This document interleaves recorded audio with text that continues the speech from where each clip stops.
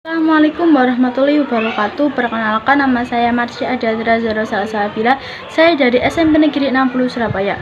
Di sini saya akan menjelaskan atau mempresentasikan materi tentang alat musik dan juga lagu yang berasal dari Jawa Tengah.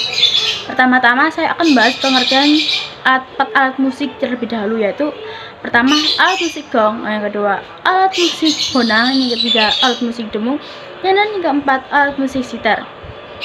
Dan ini saya pertama-tama akan menjelaskan pengertian alat musik gong.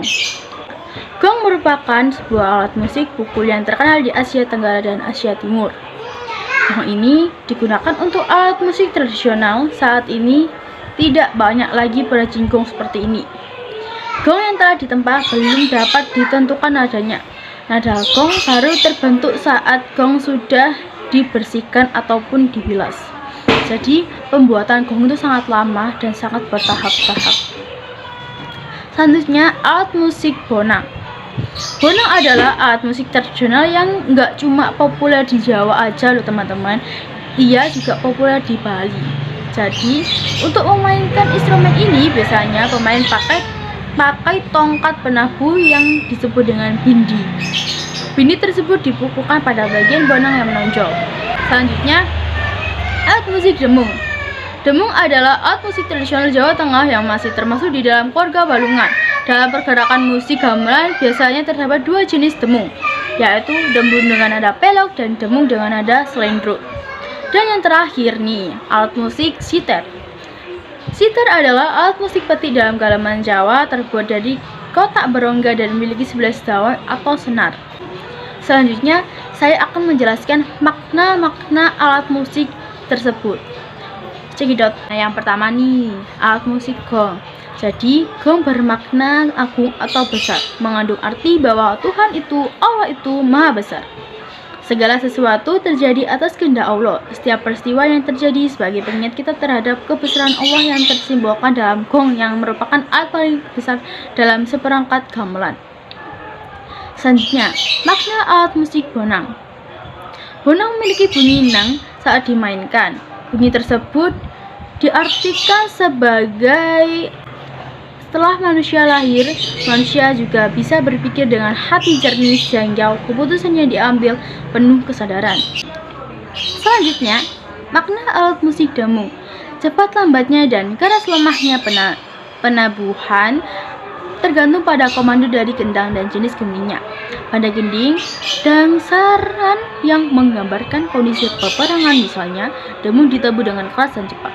Pada gending jati yang bernuansa militer, demung ditabuh lambat namun keras. Ketika mengiringi lagu ditabuh pelan, ketika sedang dalam kondisi imbal maka ditabuh cepat dan keras. Yang terakhir nih, makna alat musik sitar.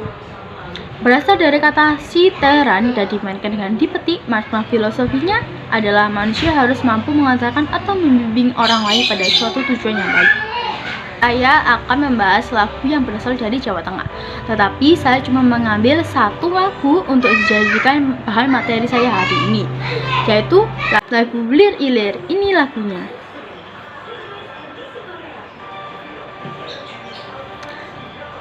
Selanjutnya, saya akan bahas asal-usul lagu Lir Ilir. Pencipta lagu Lir Ilir adalah Sunan Kalijaga, salah satu wali dalam Wali Songo. Ada yang kaget? Nah, lanjut ya. Lagu Lir Ilir ini diciptakan saat Wali Songo menyebarkan ajaran Islam di Pulau Jawa. Jadi kan Wali Songo itu kan dengar-dengar dari cerita Islam, itu kan Wali Songo mengajar di Pulau Jawa atau menyebarkan ajaran Islam di Pulau Jawa. Dan nggak cuma menyebarkan aja, Wali Songo juga menciptakan lagu Lir Ilir ini agar kayak Pulau Jawa itu kayak tertarik dengan ajaran Islam. Dan karena merupakan lagu yang religius dan syarat ajaran agama, lagu Lir Ilir biasanya dinyanyikan dengan penghayatan. Jadi bila menyanyikan lagu Lir Ilir kita harus lebih menghayati biar kayak terasa gitu. Dan dalam menyebarkan Islam di Pulau Jawa, Wali Songo menggabungkan antara budaya dan pendidikan agama loh teman-teman. Jadi kayak sangat menarik banget gitu kan, menggabungkan antara budaya dan pendidikan agama. Sangat luas itu. selanjutnya saya akan membahas makna lagu Lir Ilir. Dalam lagu Lir Ilir tersebut sebenarnya memiliki makna yang banyak, yaitu bahwa kita sebagai umat manusia harus bangun dari keterpurukan. Kita harus bangun dari sifat malas yang ada dalam diri kita ini. Dari manusia ini dilambangkan sebagai tanaman yang sering bersemi dan berwarna hijau.